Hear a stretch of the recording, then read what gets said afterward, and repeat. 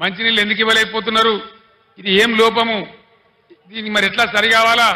ఈ పార్లమెంట్ ఎన్నికల్లో మీరు ఒక నిర్ణయం తీసుకోవాలి.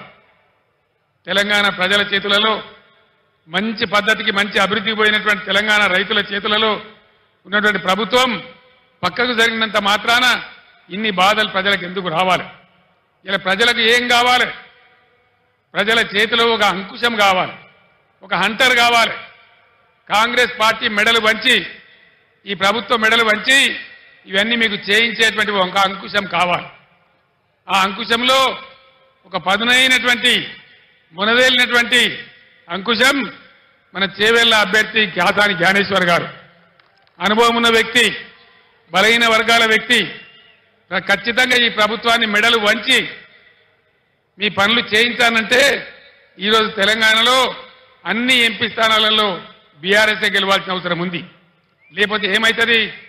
ఒకటే మాట మీరు ఆలోచన చేయండి. 5 నెలల కింద అడ్డగోలు మాటలు మేము చెప్పినాం, అన్ని పంగనామాలు పెట్టినాం, ఏ పాలసీ సరిగా లేదు, ఉన్నవి కూడా ఊడగొడతా ఉన్నాం, కరెంటు చక్కగా ఇస్తలేం, రైతు బంధు కూడా చక్కగా ఇయ్యలే, పంటలు గుంటలేము, 500 బోనస్ ఇస్తలేము, అయినా కూడా మాకే ఓటేసినరు, ఇంకా మేము ఏం చేయకున్నా మమ్మల్ని ఇవ్వలు ఏమనరు అనే అభిప్రాయం వస్తుంది. తస్మాత్ జాగ్రత్త. నేను యావత్తు తెలంగాణకు చెప్తా ఉన్నా, ఇక్కడి నుంచి ఈ ప్రభుత్వం చేసిన మీకు ఇచ్చిన వాగ్దానాలు నెరవేరాలంటే చాలా చిన్న లాజిక్. మీరు ఓటేసే ముందు ఆలోచన చేయండి, ఆత్మవిమర్శ చేసుకోండి. బలమైన ప్రతిపక్షం ఉంటేనే, మీరు ఒక కొరడా జులిపిస్తేనే, మీరు ఒక సురుకు పెడితేనే మీ పనులన్నీ అవుతాయి.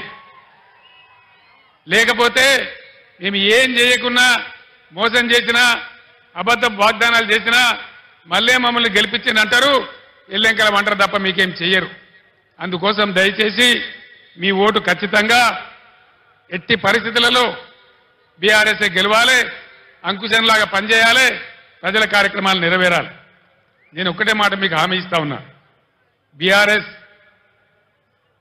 పుట్టిందే తెలంగాణ కోసం, తెలంగాణ ప్రయోజనాల కోసం.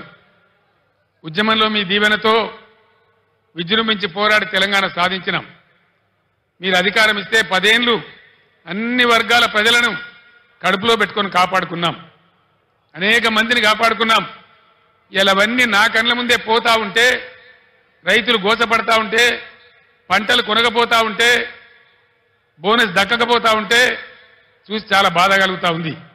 నేను ఒక్కటే మాట మీకు చెప్తా ఉన్నా, నేను బతికున్నన్ని రోజులు తెలంగాణ ప్రజలకు మంచి జరగడం కోసం పోరాటం చేస్తే తప్ప నోరు మూసుకొని కూర్చోను అని చెప్పి నేను మనవి చేస్తా ఉన్నా. 100కు 100% బీఆర్ఎస్ మీతోనుంటది, మీ ప్రయోజనాల కోసం ఉంటది.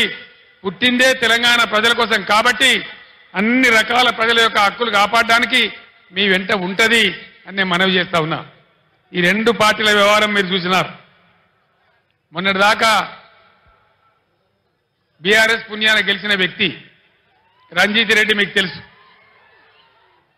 ఏం తక్కువ చేసినాం రంజిత్ రెడ్డికి? ఎంపీ టికెట్ ఇవ్వలేదా, గౌరవించలేదా, గెలిపించలేదా అని నేనే వచ్చి ప్రార్థిస్తే మీరే ఓటేయలేదా? ఇలా ఎందుకు పార్టీ మారిండు రంజిత్ రెడ్డి? దేనికోసం మారిండు?